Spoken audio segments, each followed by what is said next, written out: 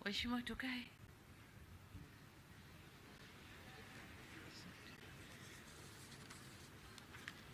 Nimesema kama speaker, si ndio?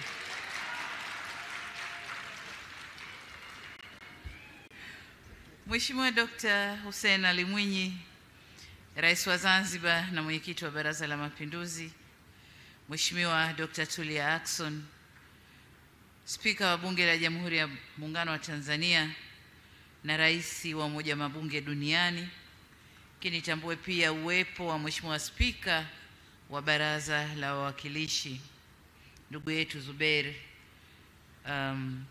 Ali yuko hapa na sisi. Mheshimiwa Profesa Ole Sante Ole Gabriel, mtendaji mkuu wa mahakama ukimwakilisha Jaji Mkuu wa Tanzania. Mheshimiwa Doto Mashaka Biteko, mbunge, naibu waziri mkuu na waziri wa nishati. Tambue uwepo wa viongozi wa chama tawala, Chama cha Mapinduzi, ngazi ya taifa, makamu mwenyekiti wa chama, katibu mkuu wa chama, wajumbe wa kamati kuu, wajumbe wa halmashauri, uongozi wa mkoa, lakini pamoja nao nitambue uwepo wa vyama vyote vya siasa vilivyopo hapa pamoja nasi. Waheshimiwa mawaziri wakuu wastaafu, lakini kitambua pia uwepo wa Mheshimiwa Waziri Kiongozi mstaafu wa Zanzibar, Mheshimiwa Shamsi Vuai Nahodha. Waheshimiwa mawaziri na manaibu mawaziri mliopo, Mheshimiwa Musa Zanzungu, naibu spika wa Bunge la Jamhuri ya Muungano wa Tanzania. Tambue pia uwepo wa naibu spika wa Baraza la Wawakilishi, Mheshimiwa Balozi Dr. Moses Kusiluka, katibu mkuu kiongozi, na Mheshimiwa Injinia Zena Said, katibu mkuu kiongozi wa Serikali ya Mapinduzi Zanzibar. Makatibu wakuu na manaibu makatibu wakuu, watendaji wakuu wa taasisi za umma na taasisi binafsi, lakini pia nitambue uwepo wa gavana wetu wa Benki Kuu, nimemwona kwa mbali, mwanasheria mkuu wa serikali naye yuko pamoja nasi, na viongozi wengine wakuu wa taasisi mbalimbali. Nitambue uwepo pia wa wenza wa viongozi na Millennium Group ambao wamekuja kutupa joto katika shughuli hii, lakini pia waheshimiwa wenyeviti wa kamati na watumishi wote wa Bunge, waheshimiwa wabunge, waheshimiwa wa Bunge la Afrika Mashariki. Tambua uwepo wa Mheshimiwa Rosemary Senyamule, mkuu wa mkoa wa Dodoma, na wakuu wa mikoa wengine mliopo nasi hapa, ndugu Baraka Leonard, katibu wa Bunge, na wastaafu makatibu wa Bunge mliopo katika shughuli hii, wakuu wa vyombo vya ulinzi na usalama na wakuu wa vyombo wastaafu, waheshimiwa mabalozi na wawakilishi wa taasisi za kimataifa. Tambua uwepo pia wa Rais wa Mahakama ya Afrika ya Haki za Watu na Binadamu, dada yetu Imani Abudu, waheshimiwa wakuu wa wilaya zote za mkoa wa Dodoma, viongozi wetu wa dini, wanahabari, ndugu wageni waalikwa wenzangu, ndugu wananchi, mabibi na mabwana, Jamhuri ya Muungano wa Tanzania. Mheshimiwa Spika, awali ya yote naomba nami uniruhusu nijielekeze kwa Mwenyezi Mungu kwa kumshukuru sana kwa rehema na kutuwezesha kuiona siku hii ya leo, kutukutanisha hapa katika ukumbi huu wa bunge lako tukufu. Nimesimama hapa mbele yenu nikiwa nimejawa na shukrani tele moyoni. Kwa niaba ya wenzangu katika utumishi wa umma, tunamshukuru Mungu kwa kuwa kazi inayofanyika inatambuliwa na kuthaminiwa na bunge hili adhimu. Wabunge mkiwa ni wawakilishi wa wananchi, ni kusema kwamba wananchi wa Jamhuri ya Muungano wa Tanzania wamethamini kazi inayofanywa na serikali yao, na hii ni faraja kubwa sana kwetu. Kwangu binafsi nimefarijika kuungana nanyi leo kwani ni mara yangu ya pili kujumuika nanyi tangu nikabidhiwe dhamana ya uendeshaji wa nchi yetu. Nami nikiwa zao la bunge hili bado nina kumbukumbu nzuri ya uwepo wangu ndani ya bunge. Nalikumbuka sana bunge la 2010 mpaka 2015 na lile la katiba la 2014, yalivyonilea, kuniongoza na kunipika vyema mpaka kufikia hatua hii niliyo sasa. Nimefurahi sana kuwaona wakongwe wenzangu ndani ya bunge. Bado wapo wanasukuma usukani wa bunge na wanawalea vijana ndani ya bunge. Asanteni sana. Kwa mnasaba huo, nitoe shukrani nyingi kwako Mheshimiwa Spika kwa kunialika leo na kutayarisha jambo hili adhimu. Tuzo hii adhimu na ya kihistoria. Ninasikitika kwamba sina msamiati mzuri au mzuri zaidi wa kuonesha shukrani zangu za dhati kutoka moyoni kwangu kwako Mheshimiwa Spika, lakini kwa wabunge wa bunge hili la 12 kwa jambo hili kubwa mlilonifanyia. Naomba mpokee neno ninalolijua la kutoa shukrani, nalo ni asanteni sana. Lakini nikiiba maneno kutoka makabila mbalimbali ya Tanzania, labda niseme Wabeja Kulumba, Ndaga Fijo, asanteni sana, Aikambe, Havachemno, Ulakoze Chane, na shukrani sana. Kwa walikwa wenzangu, asanteni kwa kujumuika nami kushuhudia tukio hili adhimu. Nipongeze pia kwaya ya bunge kwa nyimbo 2 nzuri walizotuimbia hapa.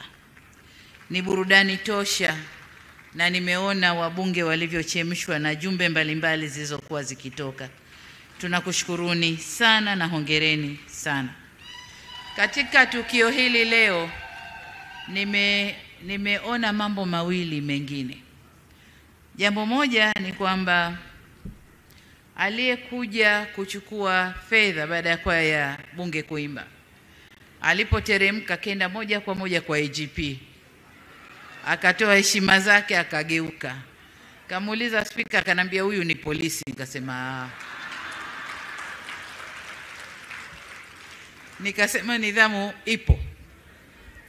La pili nililoliona, wabunge wote waliotoka kutunza hapa walipotoka moja kwa moja wamesalimia makamu mwenyekiti, katibu mkuu,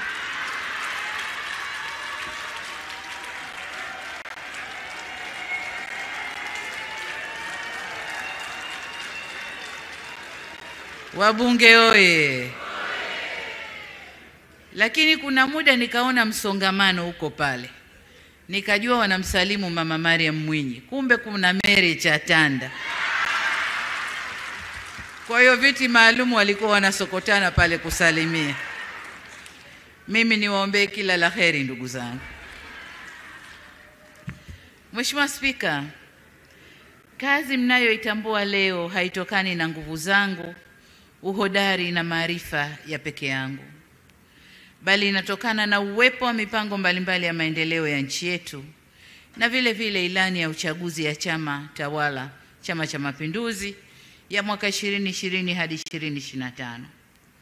Maandiko hayo yanawasilisha matakwa ya maendeleo na ustawi wa wananchi wa Tanzania. Kufanikiwa huku kunakotambuliwa leo kunatokana na kutekelezwa kwa matakwa hayo ya wananchi kupitia mihimili yetu ya utawala, yani serikali, bunge na mahakama, tukipewa nguvu na vyombo vyetu vya ulinzi na usalama. Kazi kubwa ilikuwa kwangu mimi ilikuwa ni kusimamia upatikanaji wa fedha, kuelekeza na kufuatilia utekelezaji wa shughuli za kiuchumi, kisiasa na kijamii, na vile vile kuhakikisha nchi iko salama na ina utulivu wa kisiasa. Mheshimiwa Spika, naisabili nafsi yangu kwenye maandiko ya kun fayakun. Kun fayakun manake analolitaka Mungu linakuwa. Aidha, nataka nikiri imani yangu kwamba mamlaka yote huwekwa na Mwenyezi Mungu, na nikubaliane na usemi kwamba Mungu akikupa ulemavu hukupa na jinsi ya kuenenda. Nyote ni mashahidi wa mazingira yalivyokuwa wakati naipokea nchi. Mazingira ya kiuchumi hayakuwa vyema kwa ulimwengu mzima kutokana na maradhi yale ya COVID-19. Mazingira ya kijamii yalikuwa na fadhaa kubwa. Fadhaa kwanza ya maradhi, watu wanatutoka, maradhi hatujui yataisha lini, tutatibu na nini. Lakini fadhaa ya pili kubwa ya kuondokewa na mpendwa rais wetu aliyeko madarakani. Ilikuwa ni fadhaa kubwa sana. Na mazingira ya kisiasa hayakuwa na bashasha kwa kuwa haikuwa muda mrefu tangu tumemaliza uchaguzi wa 2020. Kwa mazingira yote hayo, kwa hali yoyote ile, kwa mtazamo wa mwanadamu, mja wa kupokea mzigo ule wa urais kwa wakati ule, kwa mazingira yale, isingefikiriwa kwamba ningekuwa mimi. Ila kwa ukuu wa katiba yetu ya Jamhuri ya Muungano wa Tanzania, hakukuwa na budi ila kukabidhi madaraka yale kwa aliyekuwa makamu wa rais.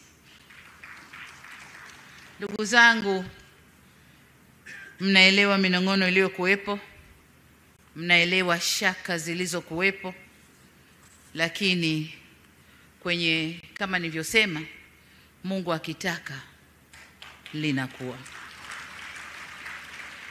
Katika mazingira kama yale, jambo la kukimbilia ni kumhidi Mungu.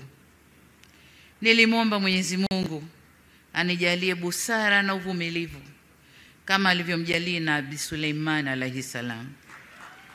Nilimwomba Mwenyezi Mungu aniongoze kama alivyoongoza manabii wake na waja wema walioyafanya mema kwa ajili ya dunia na kesho yao mbele ya Mungu. Alhamdulillah, maombi haya yalinipa nguvu na ujasiri wa kutoruhusu mazingira yaliyokuwepo yawe kikwazo kwenye utekelezaji wa majukumu niliyokabidhiwa. Namshukuru Mungu sana.